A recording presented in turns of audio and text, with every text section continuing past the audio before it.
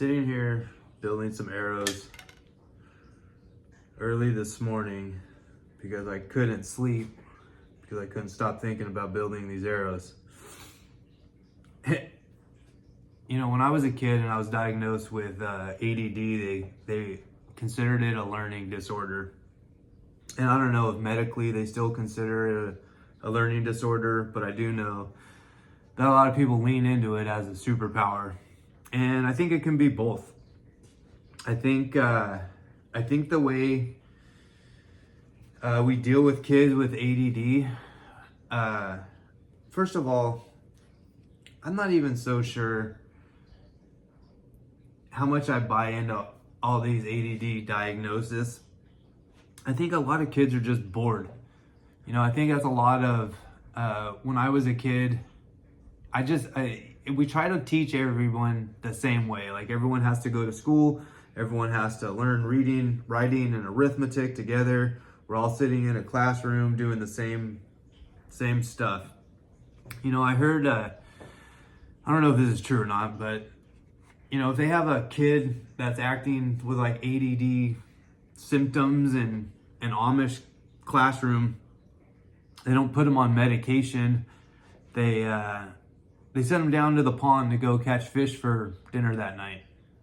I don't know if that's true, but it's a cool story. And that's how I was as a kid. You know, I'm sitting here building these arrows, and most people don't necessarily like to get in the weeds of everything. You know, most people like to learn stuff at a surface level. I could have went to, you know, my local archery store, bought an arrow off the shelf, glued it up, or not even glued it up. I could have had, you know, already completely built, came home and started shooting arrows. And there's a lot of people that do that, and there's a lot of good archers that do that. But I want to know how to make the best arrow. Why am I putting this many degrees of helical on the vein? Why am I putting this much point weight in it? What are the benefits? How do you kind of cheat? You know, I don't want to say cheat, but like make the arrow perform as well as possible so you can make good shots. And not everyone has to do this to be a good archer. But I think my obsession with understanding the mechanics of everything could have been a good way to teach me as a kid, right?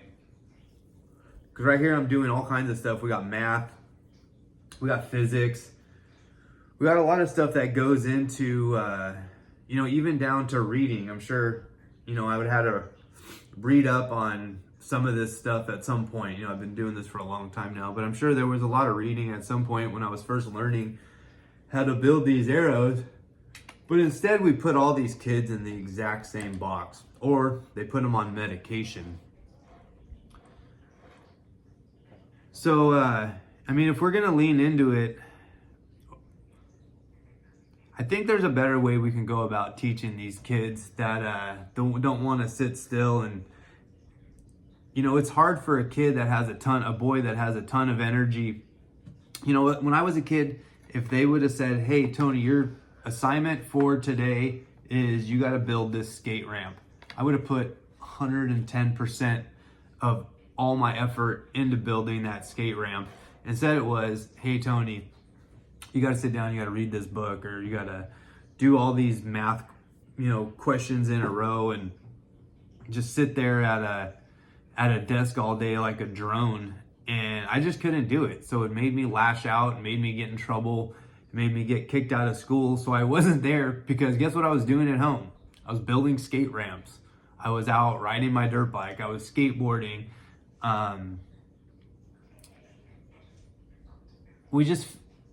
There's more than one way to skin a cat. And I think we need to really reflect on, first of all, how many people we're diagnosing with ADHD. My wife just read me a study yesterday. I don't know, yeah, it was a study or paper meme, something. She read me something saying that they got 300 kids with ADHD And then they did an elimination diet, cutting out all the crap, foods that we eat, the dyes, the refined carbohydrates, sugars, all that stuff. And 72% of the kids in this study no longer had ADHD symptoms. So there's obviously a correlation with the foods that we're eating. I've talked about this in other videos.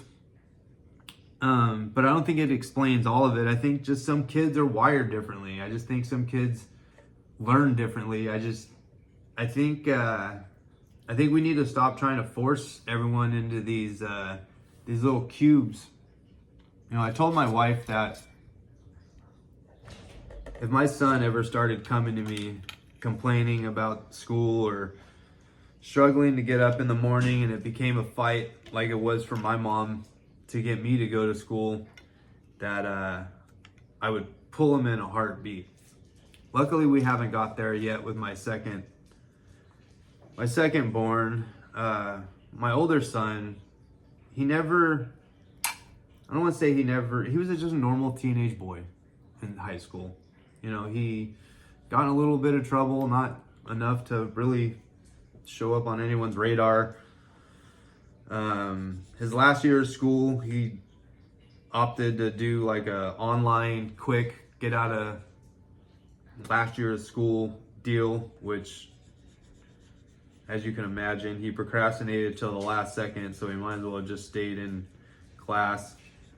But he got his diploma, and that's what his mom wanted. I couldn't care less about a diploma. Is it a diploma? When you graduate high school? Whatever. I couldn't care less about that at all. I want my kids to be happy. Obviously, I don't want them to be dumb, but I don't want my kids to suffer the way I did.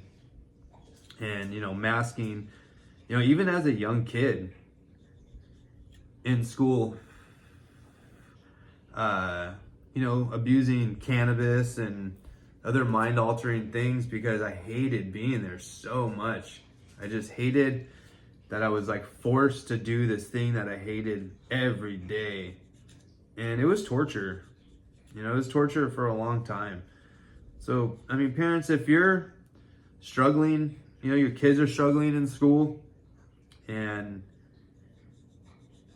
you need to figure out what they like. If they've been diagnosed with ADD, first of all, start with an elimination diet. Cut out all the crap. Start getting them eating right. An hour before bedtime, get them off the computer or the, whatever, their cell phone, whatever, that blue light keeps them up. Get them exercising. I've been coaching my kids' baseball team for the last 5 or 6 years. The amount of kids that don't understand the mechanics of how to run is mind-boggling. When I was a kid, me and all my buddies had to run in school. Everybody ran. We all ran about the same speed. These kids are so uncoordinated. It blows my mind. So, you can't throw your kid on medication because it makes your life easier. You need to figure out why he needs to be on medication. Is there something going on at school? Is there something going on in his personal life? So too many times, we just chalk it up to my kid's got, ADD or some sort of disability, autism. I think these things are overdiagnosed. I think people lean into them too much, both good and bad. When it suits them to say, oh, I got ADD, that's why I'm late. Oh, I got ADD, that's why I'm, I can't ever get through a project. Or it's a superpower, I got ADD, and that's why you got to see the amount of stuff I have in front of me. This is what ADD causes, right? Here's my indoor arrow. Here's my new 3D arrow. Here's last year's 3D arrow. Here's last year's second 3D arrow. Second 3D arrow. which I should have never switched to because it ruined my season. But that's a different story. And then here's my field archery. Super thin for long distance. So we're not dumb. We just don't like what you're teaching us, right? So if you have a kid that, before running to the doctor and putting them on medication, start with cleaning up their diet, cleaning up their lifestyle. And not all kids that act this way have ADD. They might just be lashing out because they want your attention. And if the only way to get any attention or a reaction out of you or get you to recognize or notice them is for them to get in trouble at school, and then you turn around and you go to the doctor and put them on a medication, what does that say about you? Right? I'm very thankful that my mom never put me on any kind of medication to combat my learning disability. Because now everyone leans into it, like I said, as a superpower. So take that what you will. Now I do understand that some kids do need to be medicated. I get that. That's not the answer for everyone, but everyone's just so quick to jump to a quick fix. Nobody ever wants to, Nobody ever wants to put in the work to do, down to anything, down to exercise. Look what's going on with Ozempic. It's crazy. Everyone, and now I get some people are morbidly obese and they need it. Like this is like their last shot at not dying early. So I get that. But if you need to lose 10, 15, 20, 30, even 50 pounds, get your ass to the gym, quit eating garbage foods, and drop the weight. It's not brain surgery. So I don't really know what this video, my intentions were with this video. I just know that I was sitting here building these arrows, thinking about all the crap that goes into these arrows and how I've been told my whole life that, or felt my whole life, because no one really ever told me I had a learning disability. But they put me in we put these kids in special classes. I'm glad I thought of that. They put me in like some special learning classes, teach me to read. And that's embarrassing for one, as a kid. So instead of being embarrassed when they say, hey, Tony, you got to go to your other class, and all the kids are like, oh, you got to go to the slow kids class. I'm going to keep this politically correct, YouTube. You got to go to the slow kids class. I'd rather get thrown out of class completely than take that walk of shame, So that's what I did. I'd get in trouble. But why can't this alternative class for teaching these kids be this? I've been working on these arrows. I got the rest of my parts on Wednesday. It's Friday. And I'm actually just finally starting to build them. Up until this point, it's been designing and testing that one arrow. I built one arrow, this black one right here. I built this black one to test, to make sure I had the length right, I had the point weight right, I had to see what direction it comes out of the bow. Originally it didn't have any veins on the back, feathers on the back, and I did see the big straight line. I don't know if you can see that in the video. I put a line on it, and when it comes out of the bow, it's gonna go one way or the other naturally with no feathers on it. Well, this one came out going left. I unfortunately already made this arrow with a right helical on it, but I went and got a different fixture so I could switch the degree or the direction of the feather. So now the arrow doesn't have to fight itself coming out. And most people, don't give a crap about that. Most people don't ever pay attention to that. Even high-level archers don't pay attention to that.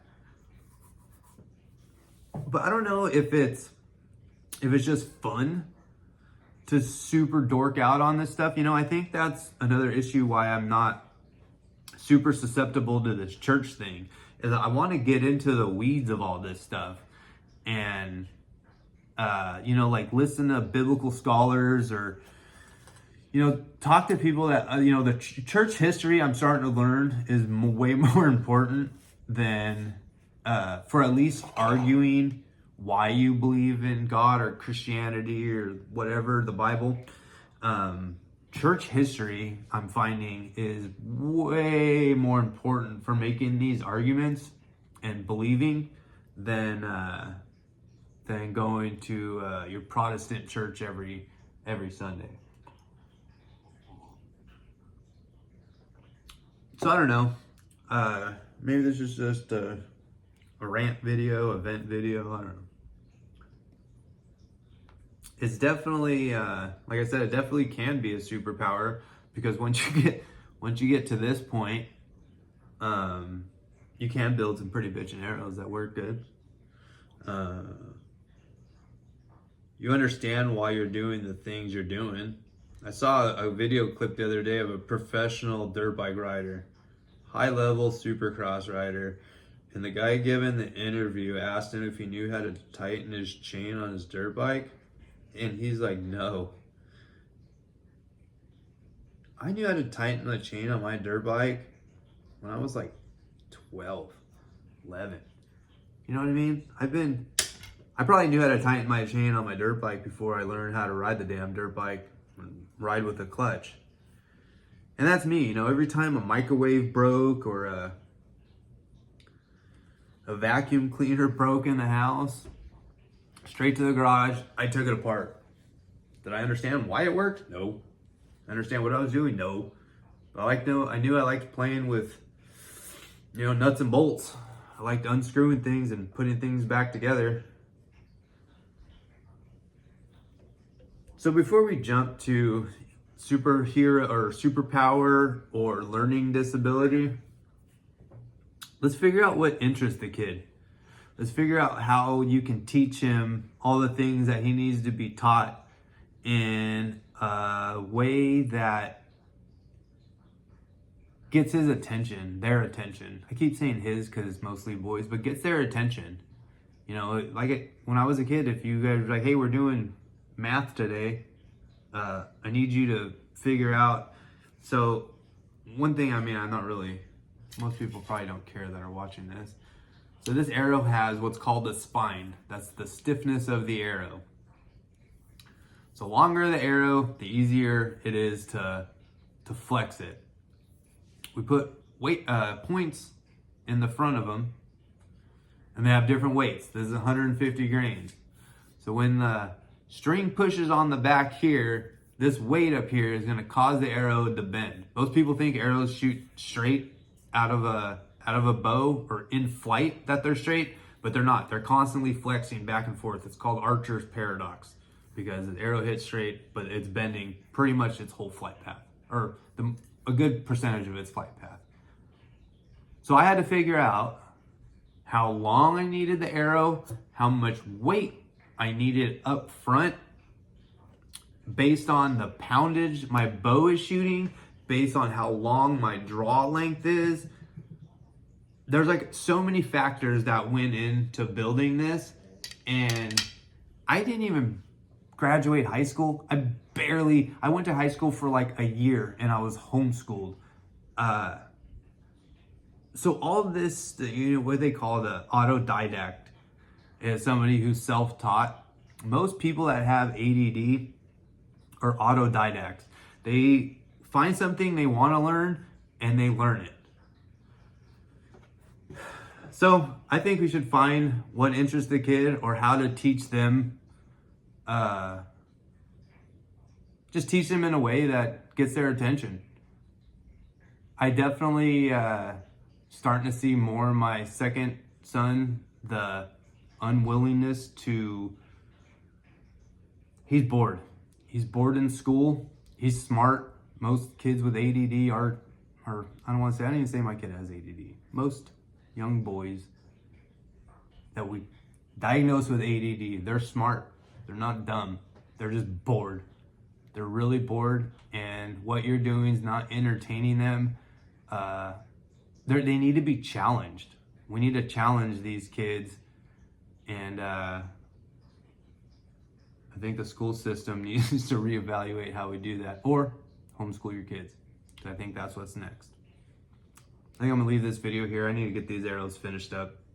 I'm supposed to be shooting a tournament on Sunday, but it ain't looking good.